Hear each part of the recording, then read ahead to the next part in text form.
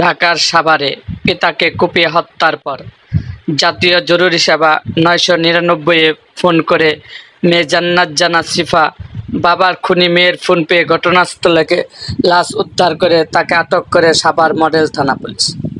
বৃহস্পতিবার ৮ই মে সকালে সাভারের মজিদপুরের কাঁঠালবাগান এলাকায় আব্দুল কাদেরের ভাড়া বাড়ির ৫ম তলা থেকে নিহতের মরদেহ উদ্ধার করে জান্নাতকে আটক করা হয়। এর আগে ভোর ৪টার দিকে পিতাকে হত্যার পর ৯৯৯-এ ফোন করে শিফা। নিহতের নাম আব্দুস সাত্তার। তিনি নাটোর জেলার সিংড়া থানার বগা গ্রামের মৃত আব্দুর রশিদের ছেলে। আটক জান্নাত জানা শিফা তারই মেয়ে। প্রায় ৫ মাস আগে তারা ওই বাসা ভাড়া নিয়ে বসবাস শুরু করেন বলে জানা গেছে। সাভার মডেল থানার ডিউটি অফিসার আব্দুর রশিদ বলেন, আজ বৃহস্পতিবার ভোর ৪টার দিকে ৯৯৯ একটি ফোন আসে। জান্নাত জানা শিফা নামের এক নারী বলেন, তার বাবাকে তিনি হত্যা করেছেন। মরদেহ উদ্ধার করে তাকে গ্রেপ্তারের জন্য বলেন তিনি। তার দেওয়া খবরের ঘটনাস্থল থেকে মরদেহ উদ্ধার করে জান্নাতকে আটক করা হয়েছে।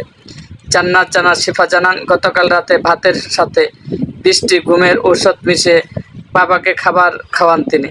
পিতা ঘুমিয়ে পড়লে ভোর ৪টার দিকে ধারালো অস্ত্র দিয়ে কুপিয়ে মৃত্যু নিশ্চিত করে ৯৯৯-এ কল করেন শিফা।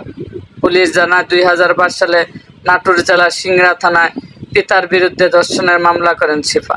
সেই মামলায় জেল গেটে সাভারে মেয়ের সাথে আবারও বসবাস শুরু করে পূর্বের মতোই মেয়েকে ধর্ষণ চেষ্টা করতে থাকেন সাত্তার। এ ঘটনার জেরে তাদের মধ্যে সম্পর্ক ভালো যাচ্ছিল না। হত্যার এটাই কারণ বলে প্রাথমিকভাবে ধারণা করছে পুলিশ। সাভার মডেল থানা উপপরিদর্শক এসআই ইমরান হোসেন বলেন, জাতীয় জরুরি সেবা ৯৯-এ কল পেয়ে ঘটনাস্থলে নিহতের মরদেহ উদ্ধার করা হয়। এ সময় মেয়ে জান্নাতকে আটক করা হয়েছে। সাভার মডেল থানার জান্নাতের বিরুদ্ধে একটি হত্যা মামলা দায়েরের প্রস্তুতি চলছে।